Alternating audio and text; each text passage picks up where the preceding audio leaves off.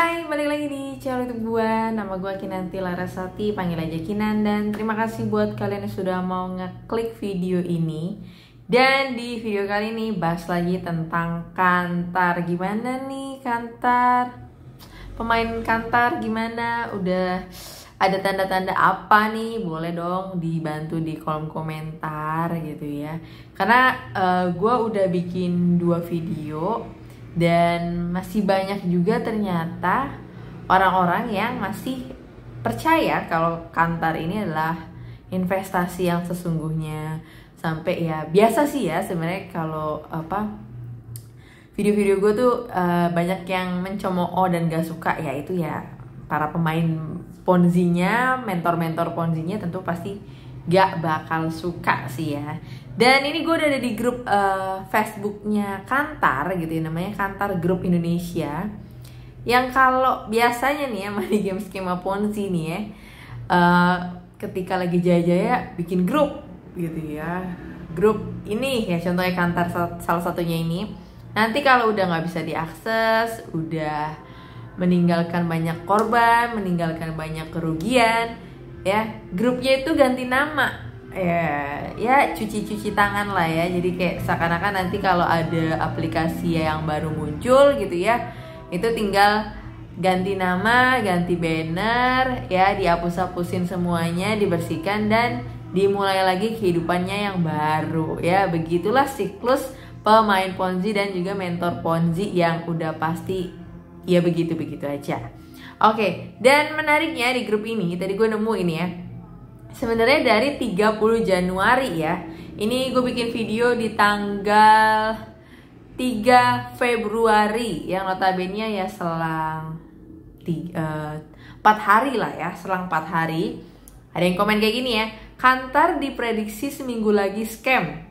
Info dari Ordal alias orang dalam, persiapan gitu ya. Nah ini wow, memancing banyak komentar nih. Bayangin nih komentarnya cukup banyak sekali. Nah kita lihat ya, kita review komentar-komentar pemainnya nih ya. Benerankah ini mas gitu ya, mana buktinya? Terus ada yang komen lagi, ada beberapa manajer dipecat dikarenakan mencari keuntungan pribadi. Jadi yang ikut manajer tersebut sekarang pada di-cut. Oke, bukan berarti scam untuk keseluruhan karyawan. Itu klaimnya. Apa iya, Taca? Waduh, aku satu HP 5 akun sih, tapi yang deposit asisten manajernya. Tapi bilangnya kalau tidak cair tidak usah diganti. Ada yang kemana lagi sok tahu banget ya. Oke, ini wah banyak nih ya yang bersuara ya udah. Sebenarnya dia berkomentar ini, bersuara ini karena sebenarnya takut duitnya gimana nasibnya ya, sebenarnya gitu ya. Oke, terus ya beginilah ya opini-opini pemainnya yang sebenarnya ketar-ketir juga gitu ya. Terus ada yang nge-share ini juga WA untuk informasi cuan yang money game skema Ponzi gitu ya, gak jauh-jauh dari situ. Terus kalau kita lihat lagi dari grupnya nih ya, ada yang share aplikasi lain gitu ya. Terus kalau kita lihat, mau tanya, saya kan udah selesai magang, untuk lanjutannya gimana ya? Tolong dijawab. Mau lanjut bayar kak, alias disuruh deposit ya. Oke. Dan ini ada 7 jam yang lalu ada yang memberi postingan seperti ini ya. Masih ingat postingan ini, saya sudah info sebelumnya. Harus di skip, sekarang sudah scam. Nah, benar-benar scam atau cuma delay penarikan? Oke, cukuplah 2-3 bulan sih ya. Jadi kayaknya nih Kantar ini lagi ada masalah untuk penarikan dari para membernya. Ya sebenarnya ini udah bau-bau ini ya.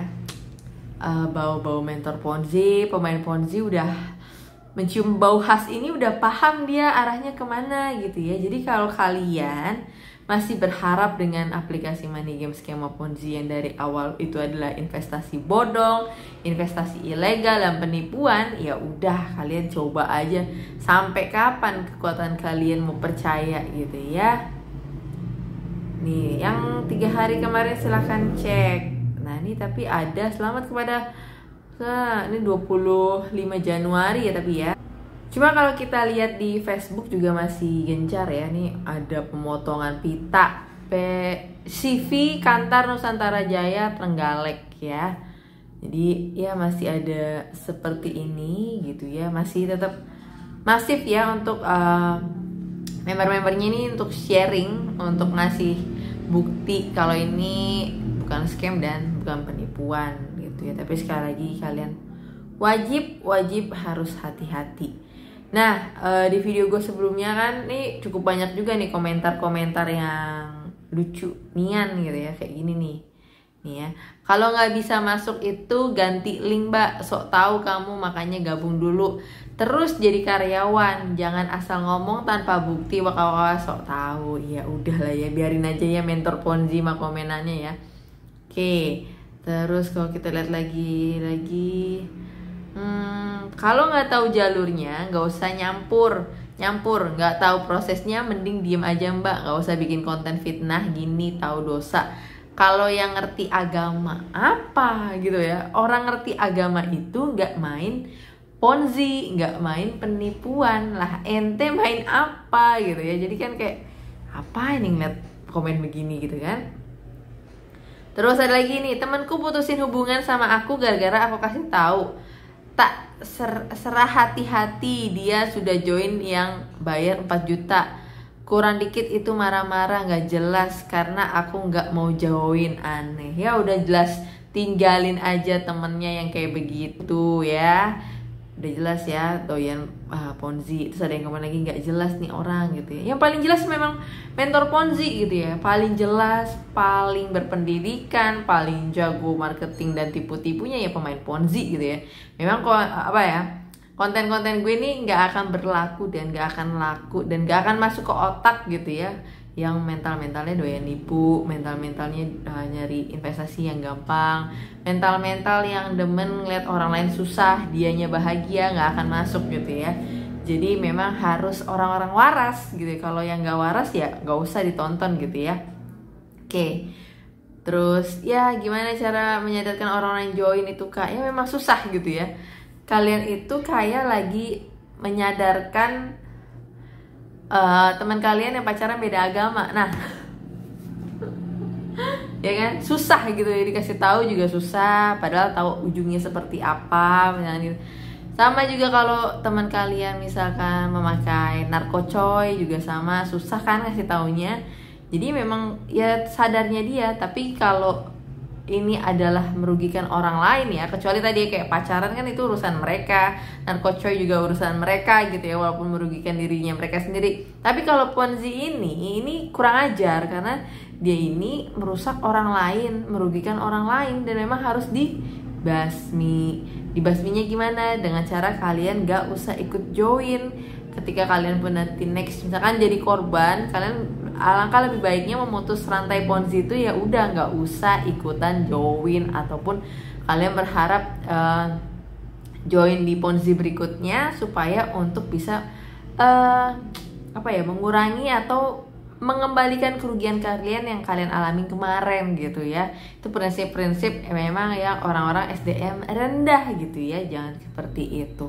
So mungkin itu aja untuk pembahasan Kantar kali ini, dan gue masih tetap pantau sejauh mana Kantar ini akan melanjutkan misinya untuk cari-cari member, atau adakah mungkin drama-drama lanjutan lainnya. Let's see. Dan sampai ketemu lagi di video pembahasan berikutnya. Bye bye.